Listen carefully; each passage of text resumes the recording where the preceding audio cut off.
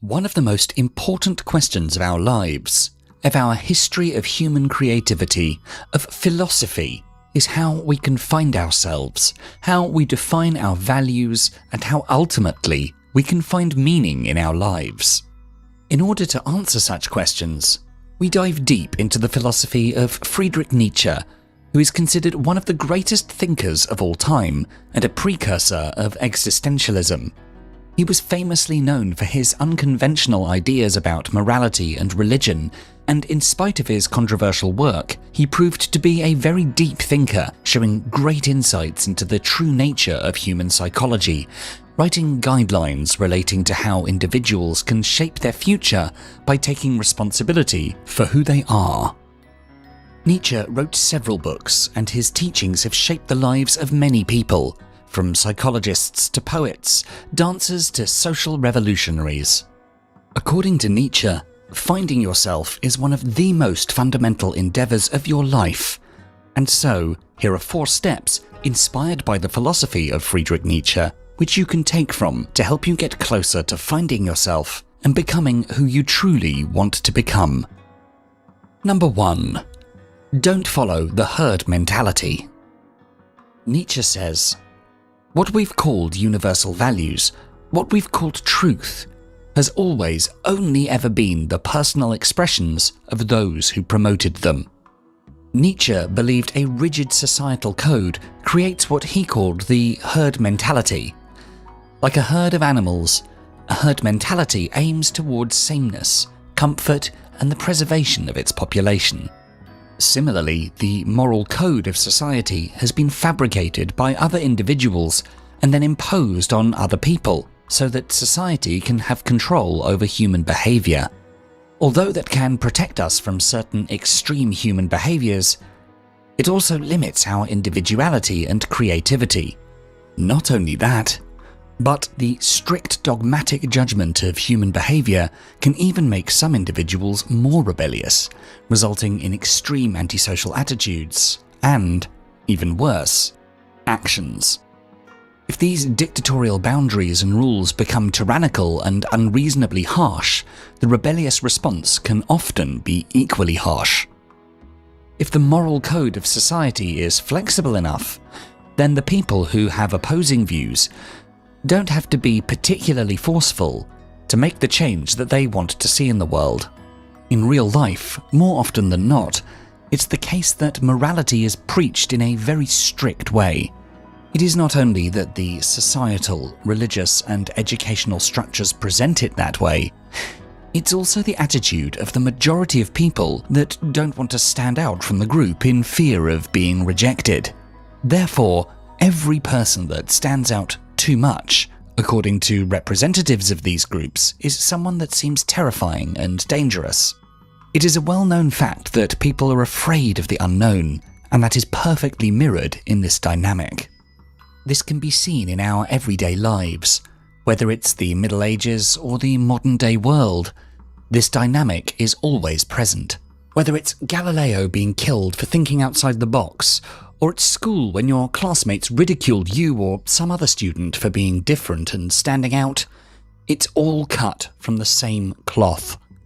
The herd consists of people that have amputated their creativity, dreams, and goals, and that are feeling insecure and even threatened by everyone that exhibits those qualities. Those people are afraid of change, afraid of admitting to themselves that some of their potential has not been fully realized.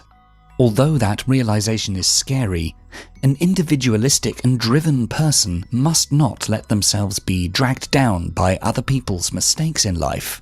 Instead, you need to go your own way, leave the herd behind, and then shine a light so bright that it can't be ignored. You can start by questioning and silencing those negative voices that you internalized when you were young. Whether it's a parent, a harsh teacher, a narcissistic partner, it doesn't matter. Whoever told you that you can't do things that you'd want to probably told you that because they were afraid of your success, because it would expose everything that's bad about them. So they wanted to limit your individuality and pull you back into the herd. Also, being strong-minded and courageous helps you withstand the frightening feeling of stepping out of your comfort zone, since it's an integral part of becoming who you really are. Number 2. Embrace the difficulty of self-discovery. In the words of Nietzsche, no price is too high to pay for the privilege of owning yourself. Our instinctive and intuitive reaction is to evade all pain and suffering. The technology and the easiness of achieving everything has made us ungrateful, and we've forgotten that suffering is an integral part of life. However, according to Nietzsche, it's only when we're willing to face the challenges of life that we are spiritually growing. In 1873, when he was 29 years old, Nietzsche addressed this fundamental question of how we find ourselves in a beautiful essay titled Schopenhauer as Educator. In this essay, he argued that if someone wishes to be somebody in this life, to maximize their potential, they need to take the difficult path, which often leads to isolation. Being a loner is not easy. But this is one of the prices someone must pay for the privilege of owning themselves. To keep yourself from being overwhelmed by the tribe, you must distance yourself from others. You need to strive to be free, and this might lead to severe difficulties in your life.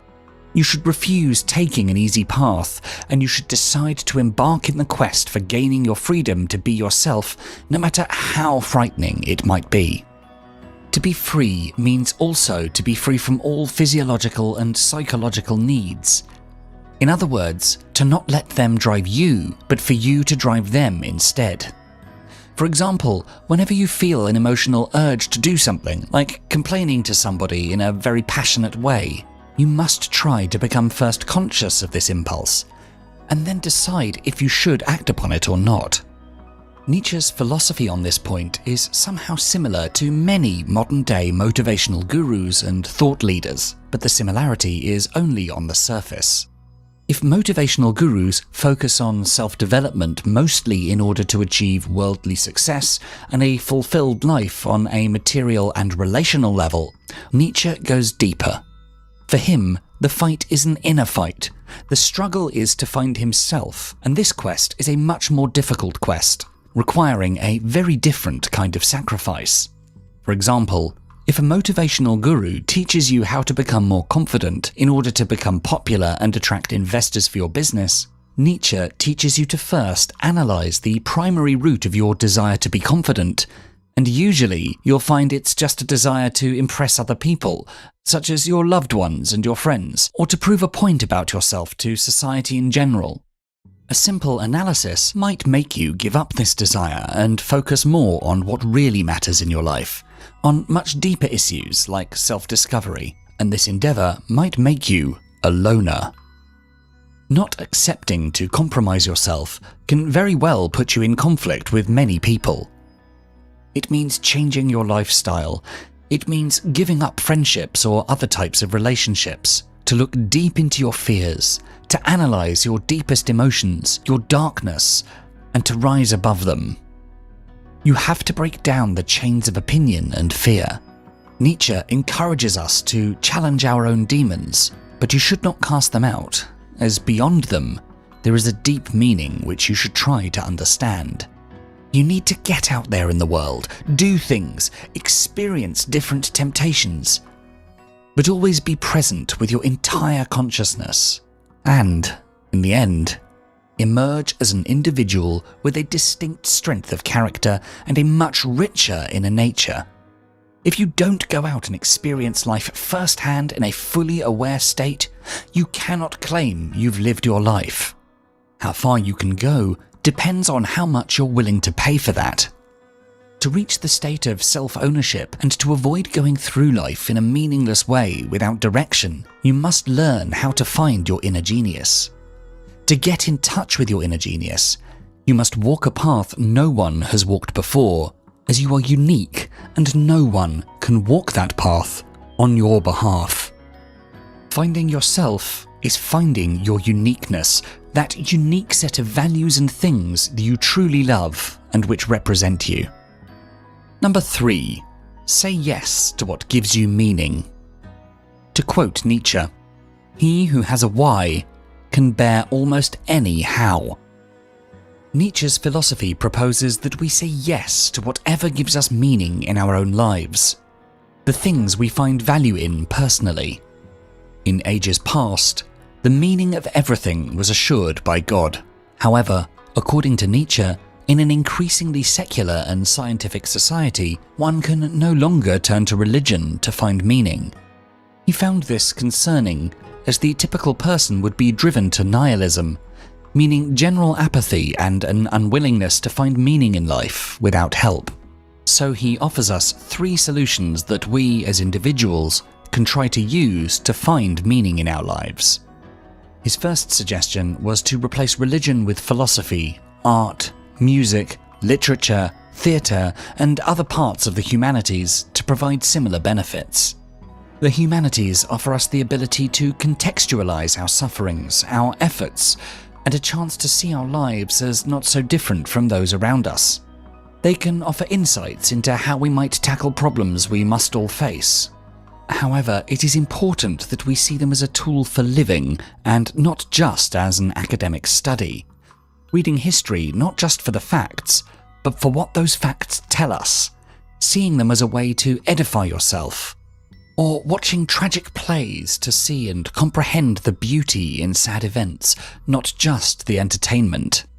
If humanities don't interest you, then Nietzsche suggests a second option of becoming an Übermensch. The Übermensch is a superhuman that creates his own meaning and values without reference to outside influences. Such an individual can overcome the problem of the meaning of life by simply inventing his own meaning and taking full responsibility for it.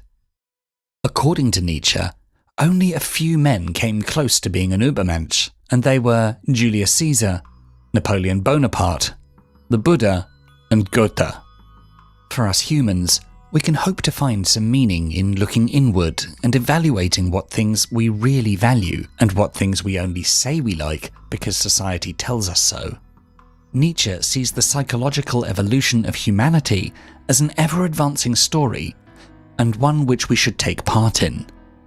If becoming a superhuman isn't something you value, then Nietzsche suggests another method to find meaning, which is loving your life, no matter what it has in it. Amor fati, the lover of fate, is one of Nietzsche's most interesting ideas, and one which can offer us a great deal of solace when we most need it. To love your fate is to know that everything that has happened in your life, the good, the bad, and indeed the ugly, has contributed to who you are and what you're doing at this very moment. Trying to create yourself will lead to some failures, but embracing those failures alongside your successes can help re-spark the love of life and can help you see the meaning of it even in the worst moments. Number 4. Find your true values. Nietzsche asks us, what if some day or night a demon were to steal after you into your loneliest loneliness and say to you, this life, as you now live it and have lived it, you will have to live once more and innumerable times more. Would you not throw yourself down and gnash your teeth and curse the demon who spoke thus? Nietzsche believed that we need to create our own values to lift the greatest weight. The greatest weight is a metaphorical situation put forth by Nietzsche, which represents the feeling that crushes you into repeating past mistakes because of the unevaluated values you adopt from your herd. The goal of this concept is to make you ask yourself, is what you're doing truly meaningful, or are you just acting out of what your herd thinks is right? If you think that the things you are doing are worth repeating eternally, that you can be sure you are fully individuated, you will have enough courage and strength to lift the greatest weight. If you don't think that the way you've been living is worth repeating innumerably, chances are you haven't formed your own values, and you are still a slave to your society, and worse yet, a slave to yourself. If you find yourself repeating the same mistakes you always have, and are left feeling crushed, chances are you haven't re-evaluated the morals imposed on you by your herd. Thus, you are not a fully developed individual yet. Once you reevaluate your moral landscape, only then the greatest weight can be lifted. How many times have you found yourself turning a blind eye to someone gaslighting you just because you didn't want to confront the person? How many times have you heard your friend or yourself saying, "I always end up in a relationship with the identical person with identical problems"? If you were your own, with your own set of morals, you wouldn't find yourself staying in toxic relationships just because it's the right thing to do. You'd know that it's just you trying to be a good person by society's standards, and that's not worth it. Nietzsche suggests that in every little thing, ask yourself, do you desire this once more and innumerable times over? If the answer is no, then you need to change yourself and reevaluate your values. Then, and only then, the weight can be lifted. True good lies beyond standard definitions of good and evil. Most of us live our lives in our self-imposed jail. Our jail cells are blandly presubscribed by social beliefs that captivate the wildness and individualism of the human spirit. Many of us submit to the comfort of this cage. Nietzsche recognized that we can escape our enclosure of forced beliefs and awaken ourselves to what we value personally. To break free and to create your own values and meaning in life, you have to undergo this transformation. You have to go through this rebellious phase. You need to have the courage to break the chains of tradition, of religion, of society, and perhaps you even have to distance yourself from several people in your life. It doesn't need to be a violent and sudden reaction. It can and should be a smart, calm, but definitive one. You can start with making a list of everything and everyone you think limits your freedom to be yourself. It can be an unfortunate unwritten rule at your workplace. It could be your spouse who always tries to control and correct your behavior, or it may be your friends or your parents who criticize you when you behave in a particular way. Once you've done this, try to think of possible strategies of how to change that situation. Maybe you could have a discussion with your spouse in which you can talk about the issue. Perhaps you talk to your colleagues or supervisors in a meeting at work regarding the problems you're experiencing, how it affects you, and how you would like it to change. Or you could find new friends who can appreciate you better. When you feel overtaken by the greatest weight, you don't need to hide your aspirations, but instead you need to break out from your self-made, herd-based prison and chase after the dreams that give meaning to your life. If you enjoyed this video, please do make sure to check out the full Philosophies for Life channel, and for more videos to help you find success and happiness using ancient philosophical wisdom, don't forget to subscribe. Thanks so much for watching.